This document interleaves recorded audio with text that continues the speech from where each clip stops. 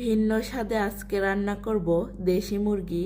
প্রথমে মাংসগুলোকে লবণ, হলুদ ও সরিষার তেল দিয়ে ম্যারিনেট করে 10 মিনিট রেখে দেব। তারপর একটা কড়ার মধ্যে রান্নার তেল দিয়ে তাতে দিয়ে দিচ্ছি তেজপাতা, গোটা জিরা ও ঝালের জন্য কাঁচামরিচ ফালি। তারপর দিয়ে দিচ্ছি পেঁয়াজ কুচি। সব কিছুকে নেড়ে চেড়ে ভালোভাবে ভেজে নিয়ে দিয়ে দিচ্ছি ম্যারিনেট করে রাখা মাংসগুলোকে। তারপর দিয়ে দিচ্ছি পেঁয়াজ বাটা। মাংসগুলো নেড়ে চেড়ে কষিয়ে নিয়ে দিয়ে দিচ্ছি আলু। তারপর দিয়ে দিচ্ছি আদা রসুন বাটা। কালারের জন্য দিয়ে দিচ্ছি হলুদ ও মরিচের গুঁড়া। মাংসগুলোতে কালার চলে এসেছে, এখন দিয়ে দিচ্ছি স্বাদ মতো লবণ ও টমেটো কুচি। স্বাদ বাড়ানোর জন্য দিয়ে দিচ্ছি ধনিয়া ও গোলমরিচের গুঁড়া।